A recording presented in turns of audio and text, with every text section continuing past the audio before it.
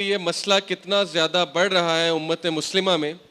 यहाँ तक बढ़ रहा है कि बहुत से लोग दीनदार भी हैं, अल्लाह रसूल से मोहब्बत करने वाले भी हैं, लेकिन समहाउ ये फितना उनके लिए भी बर्पा है।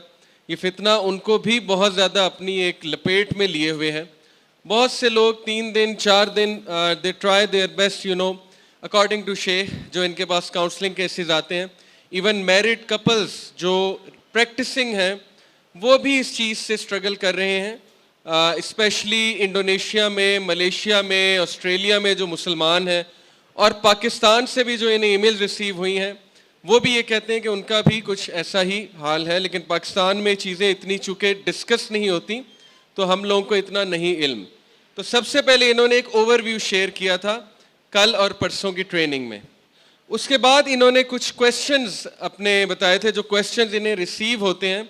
14 साल का बच्चा, 12 साल का बच्चा, 15 साल, 16 साल, वो बच्चे आपस में पिक्चर्स एक्सचेंज कर रहे हैं। ये बात इन्होंने बताई थी, यानी जिसको हम सेक्सटिंग कहते हैं।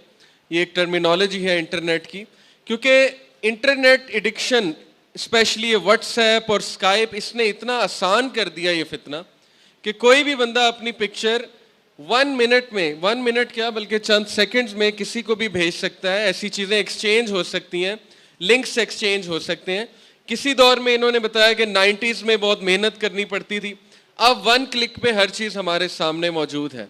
तो इसलिए ये चैलेंज बढ़ता जा रहा है, बढ़ता जा रहा है। तो इसको अगर हम काउंटर नहीं करेंगे तो बहुत मसला हो जाएगा। फिर शेख ने रिलेट किया इस एडिक्शन को दूसरी एडिक्शन से।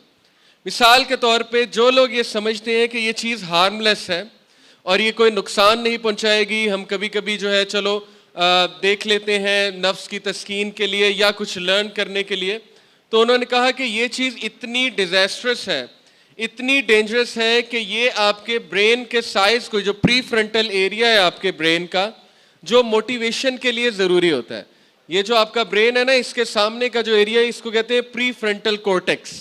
ये वाला जो एरिया है ये श्रिंक हो जाता है इस चीज़ की वजह से। जब हम ये इमेजेस बहुत देखते हैं, वीडियोस देखते हैं, हमारा रिवॉर्ड सेंटर इनके साथ एसोसिएट हो जाता है। तो फिर होता यह है कि आपकी मोटिवेशन, आपका फोकस लूज होता है। यानी जितने लोग इस चीज़ में इन्वॉल्व होते हैं, अल्लाह हमें बचाए, वो लोग बातचीत करते हुए हकलाते हैं। पहला आफ्टर इफेक्ट ये आया कि उनकी बातचीत में वो दम नहीं होता, आपको नजर आ जाता है कि दे आर लॉस्ट। दूसरा, वो अकेले रहना बहुत पसंद करते हैं। तीसरा, इन्होंने ये बताया कि वो लोग इस एडिक्शन की वजह से दूसरी एडिक्शन की तरफ चले जाते हैं। मिसाल के तौर पे जो इससे एडिक्ट है, और एडिक्शन की इन्होंने निशानियां भी बताई।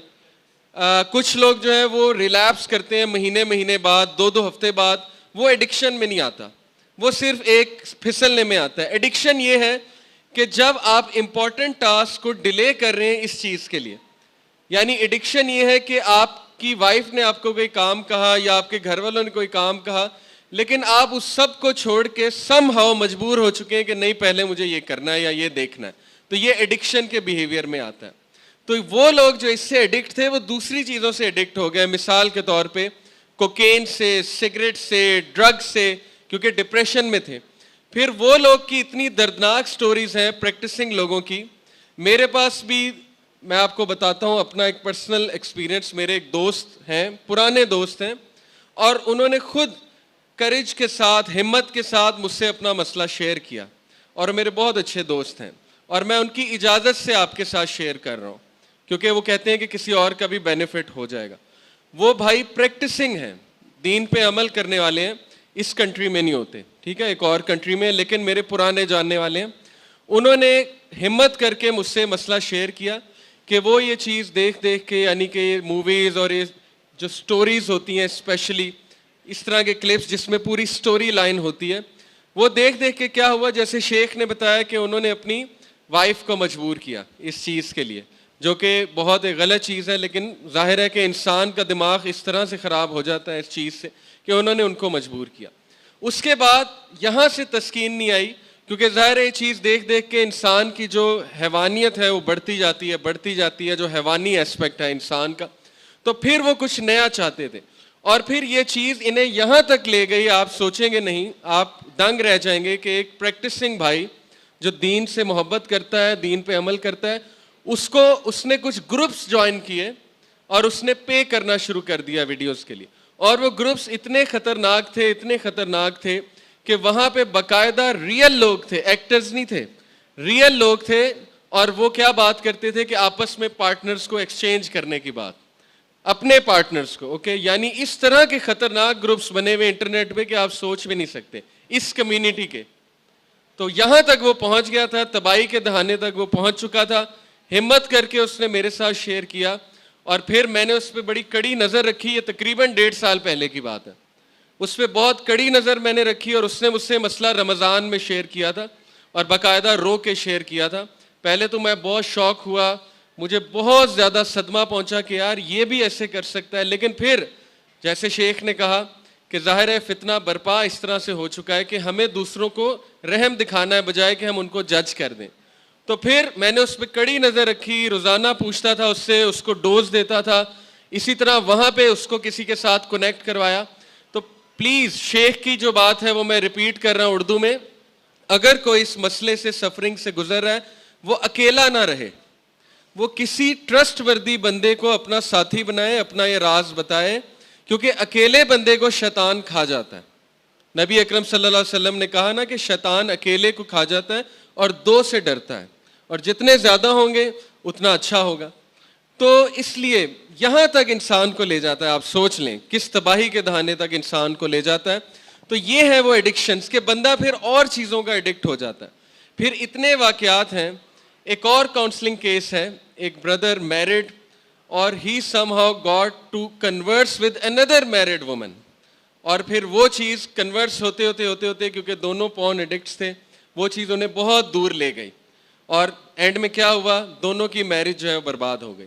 इस तरह की बहुत सी स्टोरीज शेख ने सुनाई कि ये चीज़ इंसानों के रिलेशनशिप्स को, इंसानों की मैरिज को, इंसानों की दिमाग को, इंसानों की फोकस को, उनके डेली टास्क को जो है अफेक्ट कर रही हैं, बर्बाद कर रही हैं। लेकिन आप लोगों ने उनको जज करके बिल्कुल ही धुतकार नहीं देना। अगर हो सकता है खुदा ना खास्ता आपका भाई हो, सगा भाई हो सकता है, आपकी बहन इस मसले से गुजरी हो, क्योंकि इंटरनेट पे बहुत फितने हैं, हो सकता है बिल्कुल इसी तरह है जैसे मुझे एक मदर ने बताया कि उनका 14 साल का बच्चा, उसने कोकेन कैसे चखी थी कि जो माली घर में रखा हुआ था, उस माली ने उसे कहा कि तुम इम्तिहान दे रहे हो, पेपर दे रहे हो, तो मैं तुम्हें एक नमक चिखाता हूँ, बड़ा मज़े का नमक है, उससे तुम्हारी जो है ना वो तवज्जो ज़्यादा होगी पेपर पे। तो माली ने उसे, नमक असल में क्या थी, कोकेन थी, ड्रग था। उस बेचारे को, मासूम को पता नहीं था ड्रग है, तो पहली बार ड्रग उसे ऐसे मिली। इसी तरह नज़र रखें, हो सकता है कोई ड्राइवर ऐसे कर रहा हो, यानी उसने कोई वीडियोस रखी हो अपने मोबाइल में, वो वीडियोस दिखाता हो, या हो सकता है कि कोई नौकर हो, कोई माली हो, कोई गलत किस्म का बंदा हो जो आपके बच्चों को इस चीज़ से इंट्रोड्यूस कराए, और हो सकता है वो उनका क्लास फेलो हो। मैं स्कूल्स में पढ़ाता हूँ, मेरा 3-4 स्कूल्स का एक्सपीरियंस है, मैंने चीज़ें बहुत देखी हैं। दोस्त आपस में शेयरिंग करते हैं, दोस्त आपस में दिखाते हैं एक दूसरे को, ठीक है, उनके लिए ज़ाहिर है नई चीज़ होती है, तो वो कहते हैं कि चलो मैं इसे भी दिखाता हूँ। इस तरह वो एक्सपोज हो सकते हैं आपके बच्चे। तो आपने उन्हें शन नहीं करना, बिल्कुल ही जज नहीं कर देना, आपने उनसे बात करनी है, आपने उन्हें कहते रहना, बेटा अगर कोई मसला है मुझे बताओ, ताकि वो खुले आपके सामने और वो आपको बताए। या आप किसी काउंसलर से बात करें कि प्लीज़ इससे बात करें, एंटी सोशल हो चुका है, इसकी मोटिवेशन ख़त्म हो गई है। यकीन करें, इसी तरह एक फादर ने मुझसे रिक्वेस्ट की कि उनका बेटा बिल्कुल डीमोटिवेटेड है, उसे गुस्सा चढ़ता है, वो किसी से बात नहीं करता, हर वक्त अकेला रहता है। तो हमें समझ नहीं आ रही शायद इस पर जादू हो गया। तो जाहिर है उस पर जादू तो नहीं हुआ था, लेकिन जब मैंने उससे बात की तो पता लगा कि वो भी इस चीज़ का शिकार हो चुका था। तो ये चीज़ उसे एंटी सोशल बना रही थी, डीमोटिवेटेड बना रही थी, वो अपनी ज़िंदगी से लड़ना उसने छोड़ दिया था, हार चुका था, हिम्मत वो हार चुका था। इसी तरह 14 साल के बच्चे की मुझे ईमेल आई कि अली भाई मेरी सोल शैटर्ड हो चुकी है, यानी मैं थक चुका हूँ, मुझे समझ ही नहीं आ रही कि मैंने क्या करना है और मैं किस तरह इस चीज़ से छुटकारा हासिल करूँ। ये सेंटेंस बहुत कॉमन है, my soul is shattered, I am finished, okay, my life is ending, मैंने बड़ी कोशिश की है लेकिन ये चीज़ ने मुझे जकड़ लिया है, दबा लिया है, मैं क्या करूँ। तो इसलिए सारी जो ओवरव्यू शेख ने बताया वो मैंने आपके साथ शेयर किया है कि ये अलमिया है हमारी सोसाइटी का और ओवरऑल मुस्लिम वर्ल्ड का, बल्कि तमाम वर्ल्ड्स में। तो पहली बात तो ये। दूसरी बात जो शेख ने शेयर की वो मैं आपके साथ शेयर करता हूं कि जो स्टैटिस्टिक्स इन्होंने बताया वो बड़े अफसोसनाक थे कि पाकिस्तान इस वक्त दुनिया में नंबर 1 है सर्च करने में, एक्सेस करने में नहीं, सर्च करने में। यानी गूगल के मुताबिक सबसे ज़्यादा पाकिस्तानी इन चीज़ों को सर्च करता है, बाकी कंट्रीज़ पाकिस्तान से नीचे। तो ये बहुत अफसोसनाक एक स्टैटिस्टिक है कि पाकिस्तानी लोग इस चीज़ के बारे में ज़्यादा जानना चाहते हैं, ज़्यादा क्यूरियस हैं, ज़्यादा हाइपर सेक्शुअलाइज सोसाइटी है। तो ये एक बहुत आई ओपनिंग बात थी मेरे लिए कि पाकिस्तान अगर है तो फिर अल्लाह रहम ही करे। फिर शेख ने जो बताया कि पॉर्न लीड्स टू जिना, और ये बिल्कुल सच बात है। ऐसा हो नहीं सकता कि इंसान जो चीज़ देख रहा है वो चीज़ उसे इन्फ्लुएंस ना करे, ऐसा कैसे हो सकता है। और कई स्टोरीज उन्होंने सुनाई कि अच्छा खासा एक बंदा था, इस चीज़ में पढ़ के उसमें वो नाजायज़ ख्वाहिशात पैदा हुई। क्योंकि ये जो पॉर्न है इसमें कैटेगरीज होती हैं चीटिंग की। ओके, आप लोग को इल्म होगा जिन्होंने रिसर्च की हुई है कि वो जानबूझ के इस तरह के क्लिप्स बनाते हैं जिनमें चीटिंग होती है, जिसमें इंसेस्ट होता है, जिसमें कैटेगरीज होती हैं जो अल्लाह ने बिल्कुल हराम करार दी हैं। अगर मुझसे आप पूछें तो ये प्रॉपर इल्यूमिनाटी का एजेंडा है और सेटनिस्ट का एजेंडा है कि इन लोगों की रूहें जो है वो ख़त्म कर दो, इन लोगों को दरिंदे बना दो, इन लोगों को इतना खपा दो, इस चीज़ में इतना खपा दो कि हर बंदा जो है परवट बन जाए, दरिंदा बन जाए, और हर वक्त उसके जहन पे यही चीज़ सवार हो, हर वक्त उसके जहन पे जो है वो परवट और ये सारी चीज़ें जो गंद बला है ये चीज़ सवार होनी चाहिए। तो ये है असल में अलमिया और ये है सोसाइटी जो इस वक्त जन्म ले चुकी है।